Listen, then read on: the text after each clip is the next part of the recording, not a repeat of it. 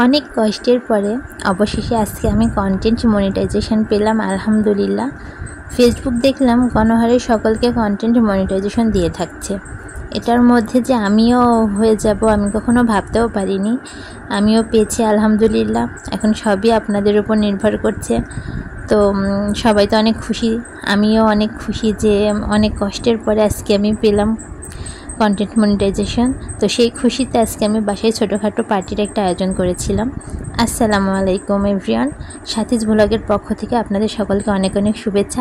আশা করি সকলে অনেক ভালো আছেন। তো আজকের আয়োজন কি ছিল সেগুলো আপনাদের সঙ্গে আজকে শেয়ার করব। সকালে পাশেই থাকবেন। যে দেখুন, আমি প্রথমে পেঁয়াজের বেরেস্তা করে নিলাম। এবার করার পরে আমি পোলাও রান্না করব। তার জন্য চালটা সুন্দর করে ভাজি করে নিলাম, মশলা দিয়ে তেল দিয়ে, দেখলেন। আর আপনারা তো সবাই রান্না করেন। এই যে তারপরে আর প্রেশার কুকারে কিন্তু আমি রান্না করি। প্রেশার কুকারে পোলাও কখনো কেউ রান্না করে দেখেছেন? অসম্ভব সুন্দর হয়, ঝরঝরে একদম, একটার সঙ্গে আরেকটাও লেগে থাকে না, খুবই সুন্দর হয়, মোলায়েম। অবশ্যই বাসায় একদিন আপনারা ট্রাই করে দেখতে পারেন। তারপরে আমি আজকে গরুর মাংস রান্না করছি। এটাও কিন্তু আমি প্রেশার কুকারে রান্না করে নিচ্ছি। প্রেশার কুকারে রান্না করলে কি হয়, বাসায়ও ছোটো বাবু আছে, সেও খেতে পারবে, একটু নরম হয়, এই কারণে প্রেশার কুকারে রান্না করা। অবশ্য মাটির চুলায় রান্না করলে টেস্ট একটু বেশি আসে, তারপরেও অতটা তো সময় পাওয়া যায়নি। রাতে রান্না করছি তাই প্রেশার কুকারে তাড়াতাড়ি দিয়ে দিলাম।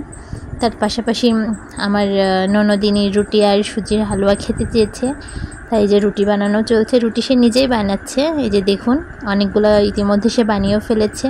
আমি রান্না করছিলাম তাই ভিডিওটা করা হয়নি। পরে এসে দেখি সে অনেকগুলো বানিয়ে ফেলেছে। পরে এই যে তাকে রুটি বানাচ্ছে, আমি সেটাই ভিডিও করে নিলাম। সে কিন্তু অনেক সুন্দর রুটি বানাতে পারে, দেখতেই পাচ্ছেন সে কী সুন্দর করে রুটি বেলছে। তারপরে এই যে এক পর্যায়ে রুটি বানানো হয়ে গেলে আমার শাশুড়ি মা রুটিগুলা সুন্দর করে ভাজি করতে নিয়ে গেল। আর এদিকে আমি সুজির হালুয়া রান্না করতে চলে আসলাম। এই যে দেখুন, আমার সুজিগুলো কি সুন্দর একদম গুঁড়া গুঁড়া মিহি মিহি।